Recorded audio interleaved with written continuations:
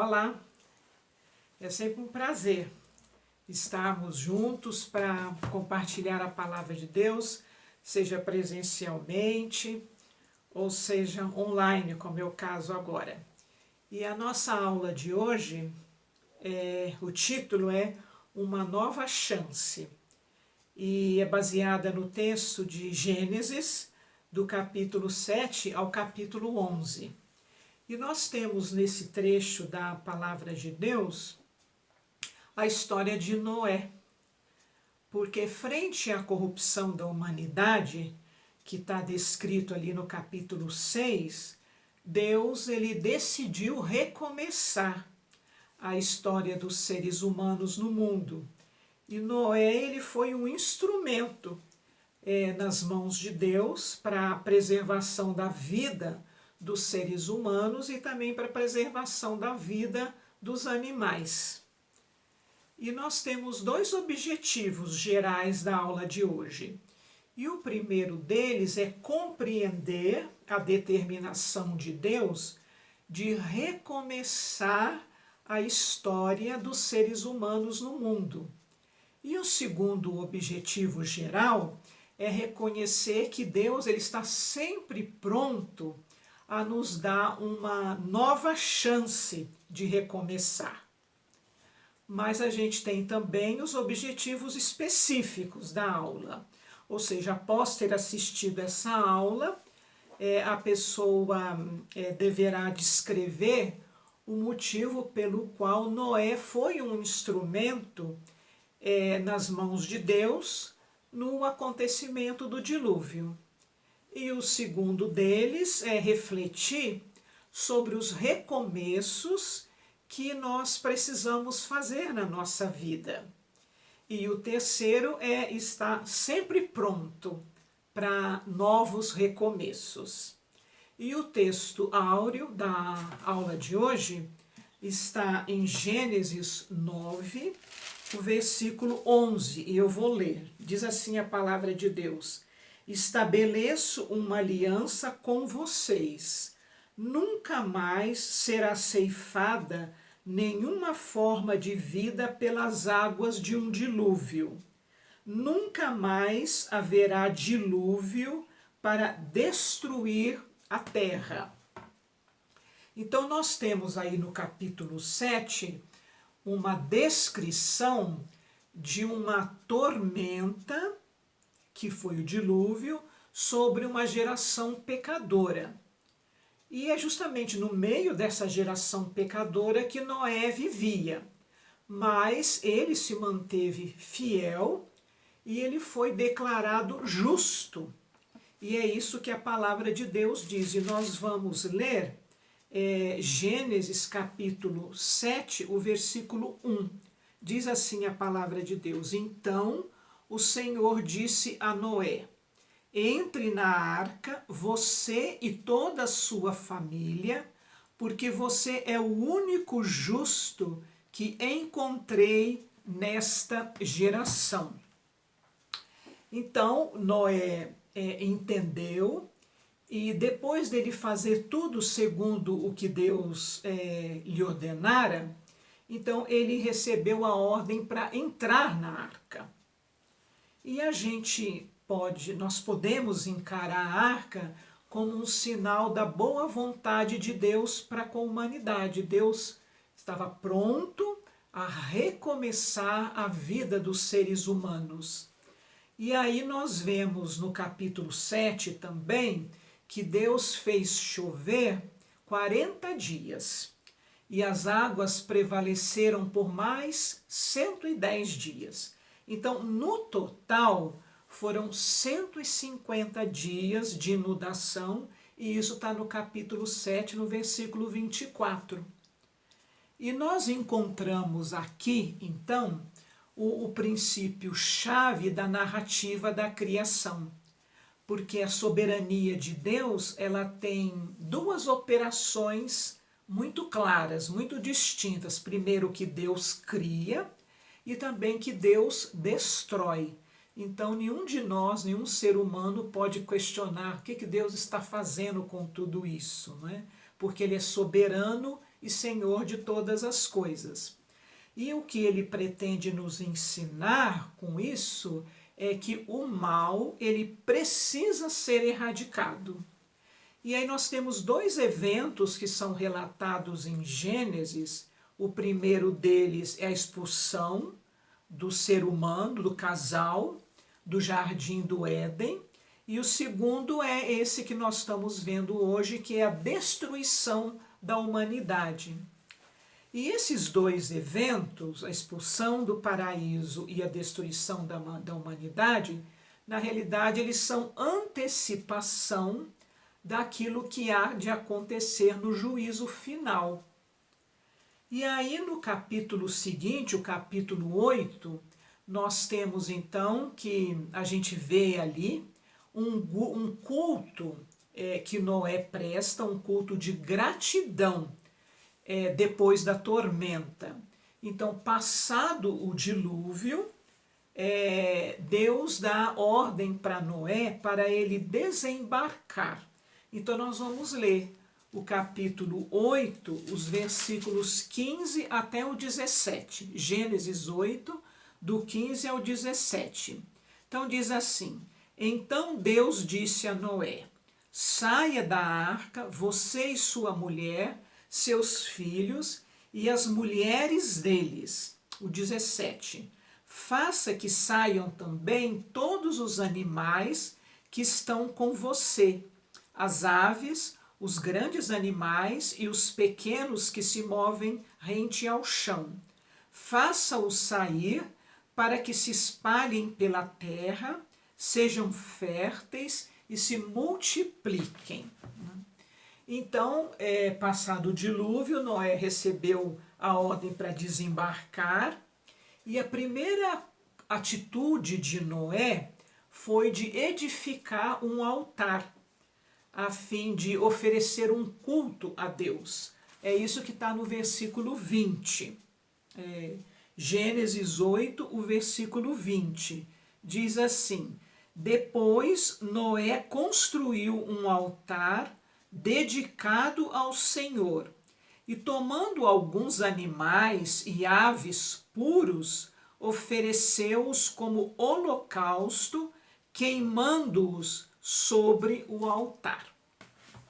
Então o que Noé fez, esse culto de gratidão, então foi mesmo um testemunho da gratidão dele a Deus, pelo fato de ter sido salvo, né, pela salvação através da estar na arca, também no sentido mostrando a sua necessidade de aproximar-se de Deus, e também no sentido de uma consagração da sua vida para o serviço de Deus.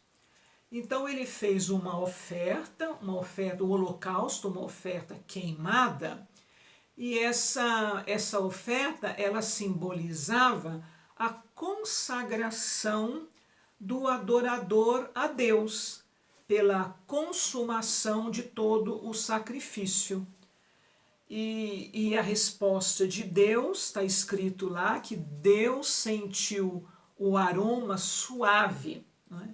E isso significava que Deus aceitou a oferta que Noé fez a ele. Então, a adoração de Noé e da sua família não foi uma estratégia para achar graça diante de Deus.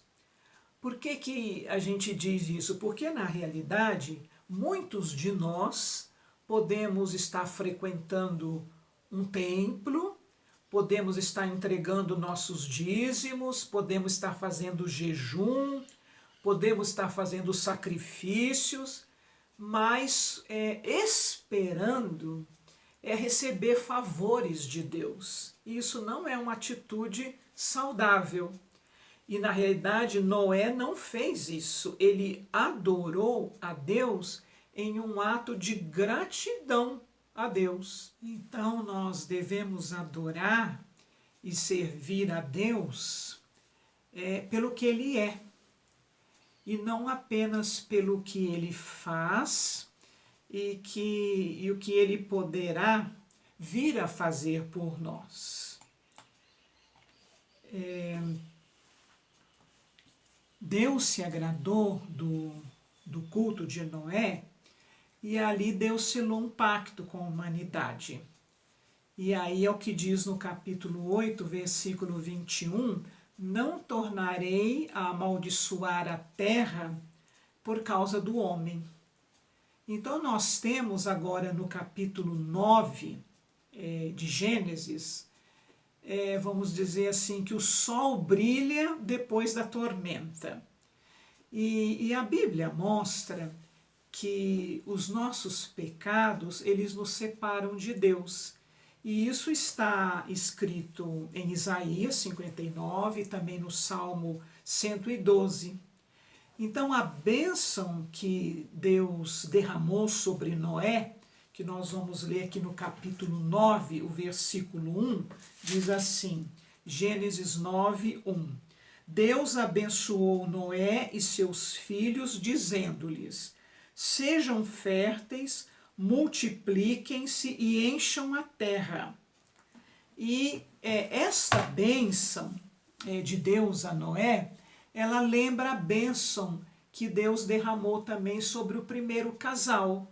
Deus abençoou também Adão e Eva e falou que eles multiplicassem e povoassem a terra. E na realidade, depois do dilúvio, então nós temos um novo começo, mas com novos parâmetros para a conduta do ser humano. Está isso no capítulo 9, do 2 ao 4. E aí o ser humano continua mantendo a sua dominação sobre a natureza, e agora também, depois do dilúvio, ele pode se alimentar de animais, porque antes era uma dieta vegetariana, mas aí tem uma advertência a partir de agora, não é? É que o sangue, que simbolizava a vida, ele pertence a Deus. Então todos os animais que eram abatidos, que como sacrifício, o sangue deveria ser oferecido para Deus. Então essa proibição de consumir o sangue, ela implicava que o ser humano ele deve ter um profundo respeito pela vida. E a declaração da palavra de Deus é sempre que a vida pertence a Deus. E nós vimos no capítulo 8 também que Deus tomou a decisão de não amaldiçoar mais a terra. Está lá no capítulo 8, versículo 21. E aí Deus acrescenta a figura do arco-íris como um sinal dessa promessa. E nós temos também que no livro de Ezequiel, no capítulo 1, e também em Apocalipse 4, que tanto Ezequiel como João, eles viram o arco-íris como um elemento componente da glória de Deus, talvez como lembrança desse acontecimento que nós estamos comentando aqui de Gênesis, né? E assim como o arco-íris seria para acalmar a ansiedade de Noé, nós, crentes em Jesus, nós temos o Espírito Santo. E então ele é o Espírito Santo em nós, a consolação que nós precisamos ter durante a nossa trajetória aqui na Terra. E no capítulo 9, a partir do versículo 20, nós vamos ver as consequências do dilúvio para a geração pós-diluviana. E aí o capítulo 9 de Gênesis vai trazer um fato que aconteceu, que Noé, sendo agricultor, plantou uma vinha, e ele tomou o vinho e ele se embriagou. E a embriaguez de Noé, ela nos mostra que nós precisamos estar sempre vigilantes sobre a nossa vida, porque a Bíblia mostra, né, que o pecado jaz à porta. É assim que está lá no capítulo 4 de Gênesis. Então a bebedeira levou Noé à nudez e também à desonra. Olha o que diz no capítulo 9 de Gênesis, o versículo 21. Diz assim: bebeu do vinho, embriagou-se e ficou nu dentro da sua tenda. Então, a bebedeira fez isso, né? E o Cã, que era um dos filhos de Noé, ele viu o pai nessa situação e ele foi e comentou com seus irmãos. E isso foi uma atitude que não honrou o pai, né? E a gente pode hoje, frente à nossa situação de muito pouca roupa, nas praias e etc., né, pode parecer isso até estranho para nós. Mas naquela época isso era uma coisa extremamente séria, né? E quando Noé acorda da bebedeira, ele ficou muito irritado e ele amaldiçoou o filho. E essa maldição, ela atingiu também o seu neto, o filho de Cã, chamado Canaã. Então, Canaã era o filho mais novo de Cã.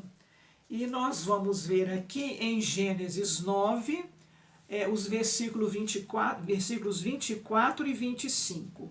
Quando Noé acordou do efeito do vinho e descobriu que seu filho caçula lhe havia feito, disse: maldito seja Canaã, escravo de escravos, será para os seus irmãos. Disse ainda: bendito seja o Senhor, o Deus de Sem, e seja Canaã seu escravo.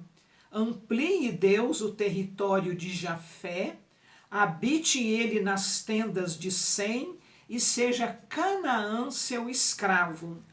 Então nós vemos aqui que essa maldição atingiu não somente Cã, mas também o seu filho mais novo. E desse acontecimento aí sobre a bebedeira, a nudez, a gente pode tirar algumas lições. E a Bíblia mostra que o abuso de bebidas alcoólicas conduz à ruína. Nós temos isso em Provérbios, capítulo 20, o versículo 1, e outras passagens de Provérbios também. E a segunda lição que a gente pode tirar desse acontecimento ali com Noé é que quando os filhos desonram os pais, o mais provável é que os seus descendentes, que a sua prole, venha também experimentar fracasso. Então, o ato irreverente de Cã trouxe sérias consequências para seus descendentes. Por exemplo, a tomada da terra de Canaã pelos hebreus pode ter sido uma das consequências. E embora a gente tenha na Bíblia que o vinho era um alimento usual entre os antigos, nós temos isso no livro de Gênesis, nós temos isso em Deuteronômio, nós temos isso no livro de Neemias, e também nós temos uma outra passagem em 1 Timóteo, onde Paulo recomendou que Timóteo tomasse um pouco de vinho para melhorar a sua saúde. Mas, considerando isso, né, nós sabemos que a palavra de Deus, ela adverte seriamente quanto à embriaguez e seus riscos. E como eu disse, tem várias passagens no livro de Provérbios, Provérbios 23, Provérbios 31 e também no livro de Isaías 5. E Paulo, ele cita na sua carta aos Coríntios, 1 Coríntios 6:10, que os beberrões, eles não herdarão o reino de Deus. Então, considerando como é que estava a humanidade agora, então naquela época, a história chegou num ponto onde os seres humanos, eles tinham consciência das suas habilidades, das suas competências, E aí, numa atitude assim de presunção e soberba, eles se uniram para construir uma grande torre. E nós temos aqui em Gênesis 11, o versículo 4, essa proposta, essa união para construir uma torre. Então eu vou ler Gênesis 11, o versículo 4. Depois disseram: vamos construir uma cidade com uma torre que alcance os céus. Assim nosso nome será famoso e não seremos espalhados pela face da terra. Então essa torre, ela seria um esforço do povo da época para garantir a sua segurança. Vamos dizer assim, caso ocorresse um segundo dilúvio, eles teriam como escapar, porque diz ali que a torre, o topo da torre, tocaria os céus. E fica muito claro aí que o foco das intenções seriam, eles disseram, para nós, vamos construir uma cidade, uma torre, para a gente ter segurança. Porque Deus não tinha sido participante dos planos deles. Então, para diminuir os efeitos pecaminosos dessa união que aconteceu ali, né, Deus confundiu a linguagem de toda a terra. E dali o Senhor espalhou sobre a face da terra. Então, assim nós temos uma explicação para a variedade de línguas que nós temos, para a variedade de povos, para a variedade de nações que existem sobre a face da terra. Então, em Gênesis 10, nós temos então que fala sobre essa dispersão que foi Deus que determinou. Porque os descendentes de Noé, Sem, Cão e Jafé, nós temos que em Gênesis 10, o versículo Gênesis 10, 1 diz assim: esse é o registro da descendência de Sem, Cã e Jafé, filhos de Noé. Os filhos deles nasceram depois do dilúvio. Aí vai falar dos descendentes de Jafé, os jafeitas, diz o nome deles. Daí no versículo 6 fala dos descendentes de Cã, que são os camitas. E depois no versículo 21 do capítulo 10 de Gênesis, fala então dos semitas e os descendentes. Então parece que está trocado, né? Isso vem no capítulo 10, mas a verdade é que a ordem da Bíblia nem sempre é cronológica, mas ela é didática. Então nós temos que os descendentes de Jafé, eles se espalharam ao norte do crescente fértil, os jafeitas. Depois os camitas, os descendentes de Cã, eles habitaram a terra de Canaã e também partes da África. E os semitas, os descendentes de Sem, eles se espalharam pela Ásia Central. Então, quais são as lições que a gente pode tirar dessa aula de hoje, desse texto da Palavra de Deus? A primeira delas, a primeira lição, é que nós não devemos esperar mais uma arca. Porque a arca, ela foi, naquela época, né, a salvação. E hoje, o que seria hoje? Uma religião. Eu preciso ter uma religião, eu preciso frequentar uma igreja. Né? Nós não precisamos mais dessa religião, dessa igreja, e também nós não precisamos de sacrifícios. Porque hoje, o que seriam então? Hoje seria a pessoa para fazer obras, fazer penitências, porque isso era para os dias de Noé. Ou seja, isso era para o Antigo Testamento. Então, hoje, o que Deus espera, né, das pessoas? O que Deus espera de cada pessoa? Deus espera um coração humilde e um espírito quebrantado que leve a pessoa a uma confissão sincera e ao arrependimento de pecado e que pela fé ela aceite a salvação que Deus oferece por meio de Jesus Cristo. Então essa é a primeira lição para a aula de hoje. A segunda é que nós devemos aprender com o exemplo de obediência de Noé. Porque Deus ordenou as coisas para Noé e em tudo ele obedeceu prontamente.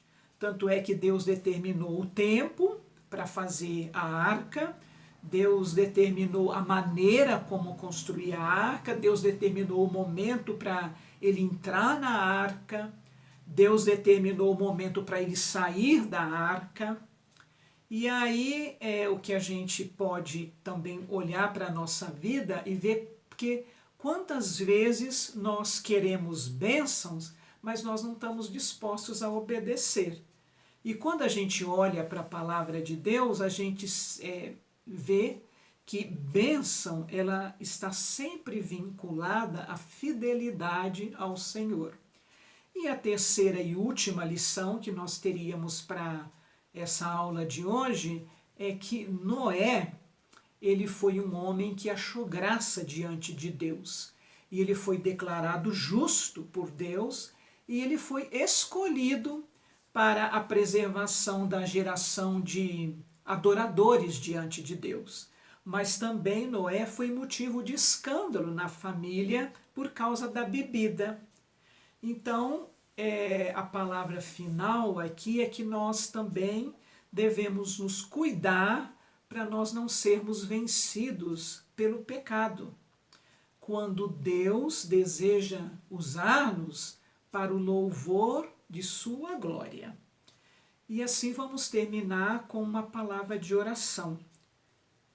Nosso Pai, nós te agradecemos pela preciosidade desse texto da sua palavra, te agradecemos pelo exemplo de Noé e pedimos, Deus, que o Senhor nos ajude a realmente colocar em prática essas preciosas lições. Nós oramos agradecidos no precioso nome de Jesus. Amém.